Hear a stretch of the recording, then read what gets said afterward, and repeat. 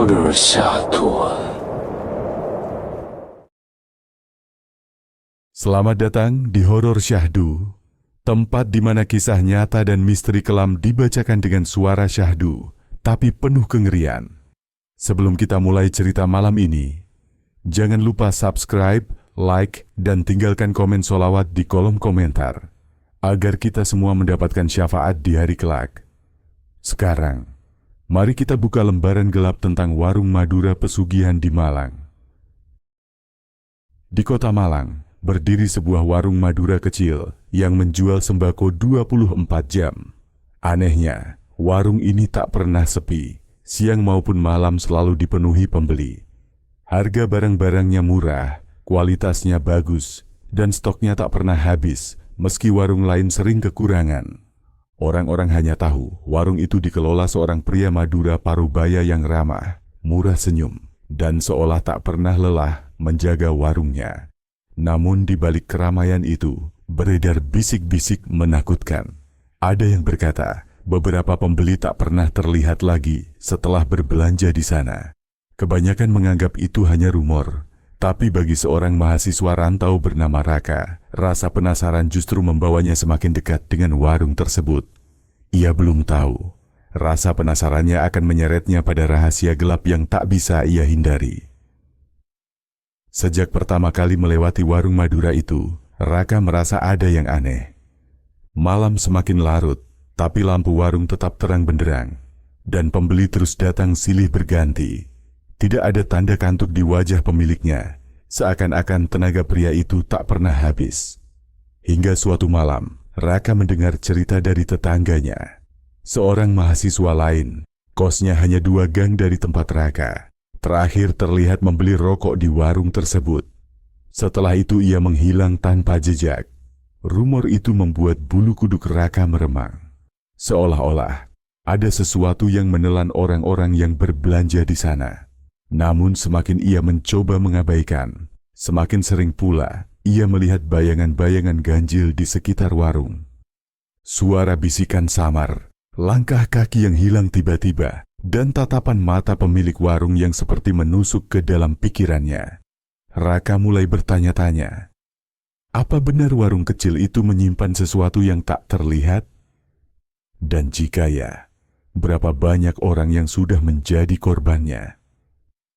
Raka sebenarnya hanya mahasiswa biasa, sibuk kuliah dan bekerja paruh waktu untuk mencukupi kebutuhan hidupnya di perantauan. Namun sejak mendengar kabar hilangnya mahasiswa yang membeli di warung Madura itu, rasa penasarannya semakin tak terbendung. Setiap malam, ia sengaja melewati depan warung, memperhatikan siapa saja yang keluar masuk. Anehnya, beberapa wajah pembeli yang ia lihat tak pernah lagi muncul di hari-hari berikutnya.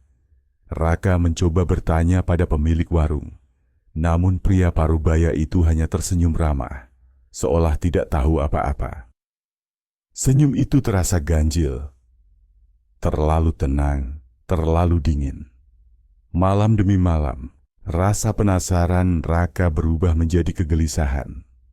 Ia mulai bermimpi buruk.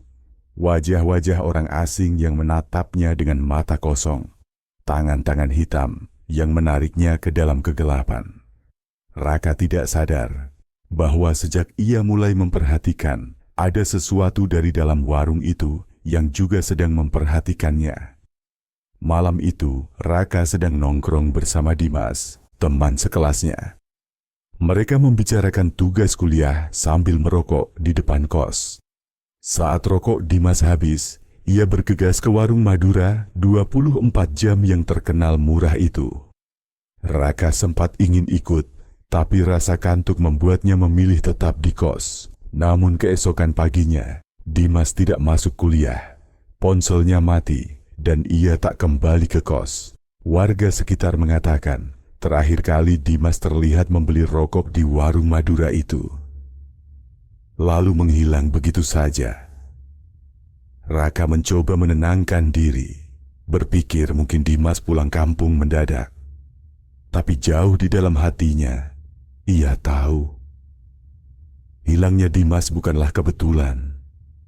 Warung itu menyimpan sesuatu yang lebih gelap dari sekadar tempat berjualan sembako. Sejak Dimas menghilang, Raka mulai dihantui rasa bersalah sekaligus penasaran. Ia sering melamun di depan warung Madura itu, berharap menemukan jawaban. Namun yang datang justru teror. Suatu malam saat ia tertidur di kos, Raka bermimpi melihat Dimas. Wajahnya pucat, matanya kosong, dan tubuhnya berlumur tanah basah. Dalam mimpinya, Dimas berbisik lirih, "Jangan datang ke warung itu. Jangan ikut aku." Raka terbangun dengan tubuh basah oleh keringat. Tapi rasa ngeri itu belum usai. Dari jendela kosnya, ia melihat sosok pemilik warung berdiri menatap ke arahnya. Meski jarak mereka cukup jauh, senyuman tipis itu terlihat jelas, seakan-akan sudah tahu mimpi apa yang baru saja dialami Raka. Malam itu, Raka sadar. Dirinya bukan lagi sekadar pengamat. Ia sudah masuk dalam lingkaran sesuatu yang mengerikan. Raka tak bisa lagi mengabaikan firasat buruknya. Ia mulai mencari tahu tentang pemilik warung Madura itu. Dari obrolan warga sekitar, ia mendengar cerita samar. Konon pria itu sering menghilang setiap malam Jumat Kliwon. Ada yang bilang ia pergi ke Gunung Kawi, tempat yang dipercaya sebagai pusat pesugihan. Raka mencoba menelusuri jejak itu. Ia menemukan kabar lama di arsip koran lokal tentang seorang pedagang sembako yang dulunya bangkrut. Lalu tiba-tiba kembali kaya raya setelah sering berziarah ke Gunung Kawi. Wajah di artikel itu tak salah lagi. Sama persis dengan pemilik warung Madura, 24 jam. Hati Raka berdebar kencang. Semua potongan cerita mulai terhubung. Tapi di saat yang sama, bayangan hitam kerap mengikuti langkahnya. Suara-suara bisikan terdengar di telinganya setiap kali ia melewati warung. Seolah ada sesuatu yang memperingatkan, "Berhentilah mencari tahu, atau kau akan ikut hilang seperti yang lain." Raka semakin berani. Malam itu ia nekat bersembunyi di seberang jalan, mengamati warung yang tak pernah sepi. Pukul 2 dini hari, saat pembeli mulai berkurang, ia melihat pemilik warung menutup setengah pintu kayu. Namun lampu di dalam tetap menyala. Dari celah jendela, Raka menyaksikan sesuatu yang membuat darahnya membeku. Pemilik warung menyalakan dupa, duduk bersila, lalu berbisik dengan bahasa yang tak ia mengerti. Bayangan hitam besar muncul di sudut ruangan. Matanya merah menyala, menatap lurus ke arah Raka. Seolah tahu ia sedang mengintip. Jantung Raka berdegup kencang, keringat dingin bercucuran. Ia mundur perlahan, tapi tiba-tiba terdengar suara berat memenuhi telinganya. "Jangan ikut campur, atau kau yang akan jadi tumbal berikutnya." Malam itu, Raka sadar. Ia baru saja diberi peringatan terakhir. Raka tidak bisa lagi diam. Malam berikutnya, ia membawa ponsel untuk merekam, berharap bisa mendapatkan bukti nyata. Ia berpura-pura membeli mie instan di warung itu menjelang tengah malam. Suasana terasa janggal. Pembeli lain tidak ada, hanya dirinya seorang. Pemilik warung tersenyum ramah, lalu dengan suara pelan berkata, "Kamu sering lewat sini. Suka memperhatikan saya ya?" Senyuman itu membuat bulu kuduk Raka berdiri. Setelah membayar, ia sengaja berjalan pelan, menunggu dari kejauhan. Pukul 3 dini hari, ia kembali melihat ritual yang sama. Kali ini lebih jelas. Pemilik warung duduk di lantai, menaruh sesajen lalu membacakan mantra. Bayangan hitam besar muncul, lebih nyata dari sebelumnya. Tubuhnya menjulang hampir menyentuh langit-langit. Suara bergaung memenuhi ruangan. "Tumbal baru, sudah disiapkan?" Jantung Raka serasa berhenti. Ia tak sadar, kameranya bergetar hebat. Dan sesosok tangan hitam muncul dari balik kaca jendela, menggapai ke arahnya. Raka berusaha berlari, tapi langkahnya seolah berat, seperti ada yang menahan kakinya. Dari balik warung, suara pemilik itu terdengar lantang. "Kamu sudah terlalu jauh ikut campur, nak. Malam ini giliranmu. Seketika pintu warung terbuka lebar dan bayangan hitam raksasa menyeret Raka masuk ke dalam. Ruangan berubah gelap, hanya ada cahaya merah dari dupa yang menyala. Di hadapannya, sang pemilik warung duduk dengan mata terpejam, membaca mantra. Sementara makhluk hitam tinggi besar mengikat tubuh Raka tanpa bisa ia lawan. Raka menjerit, memohon, tapi suaranya seperti hilang di udara. Sesaat sebelum kesadarannya lenyap, ia melihat wajah Dimas dan beberapa orang lain. Tubuh mereka pucat, mata kosong. Seolah terjebak selamanya sebagai roh-roh tumbal. Malam itu, Raka benar-benar menjadi bagian dari pesugihan warung Madura 24 jam. Sebuah pengorbanan gelap demi kelanggengan usaha yang tak pernah sepi. Keesokan harinya, suasana kampus menjadi gaduh. Raka tidak hadir di kelas. Ponselnya mati, dan teman-temannya sama sekali tidak tahu keberadaannya. Di kos, barang-barangnya masih lengkap, seolah ia hanya keluar sebentar. Namun malam terus berganti tanpa kabar. Beberapa teman mulai gelisah, bahkan ada yang melapor ke pihak berwajib, tapi anehnya, warga sekitar hanya menggeleng. Mereka tahu Raka terakhir terlihat membeli sesuatu di warung Madura 24 jam itu. Sama seperti cerita-cerita sebelumnya, yang akhirnya lenyap begitu saja. Pemilik warung tetap tersenyum ramah melayani pembeli, seakan tak terjadi apa-apa.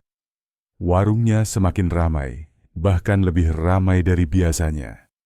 Tidak ada yang berani menuduh, tidak ada yang berani bertanya. Semua hanya bisa berbisik bahwa warung itu kembali menerima tumbal baru. Sejak menghilangnya Raka, warung Madura itu justru semakin makmur. Pembeli terus berdatangan, bahkan dari luar kota. Barang-barang tak pernah habis, harga tetap murah, dan pemilik warung semakin sering terlihat tersenyum. Namun di balik senyum itu, ada hawa dingin yang sulit dijelaskan. Beberapa warga mulai merasakan keanehan. Setiap kali melewati warung di malam hari, mereka mendengar suara bisikan samar, seperti rintihan orang minta tolong. Ada pula yang melihat bayangan orang-orang berdiri di dalam, padahal warung tampak kosong dari luar. Semua orang memilih bungkam, pura-pura tidak tahu, karena mereka sadar, semakin warung itu ramai, semakin kuat pula pesugihan yang mengikatnya. Dan siapapun yang mencoba melawan, akan berakhir seperti Raka, hilang tanpa jejak.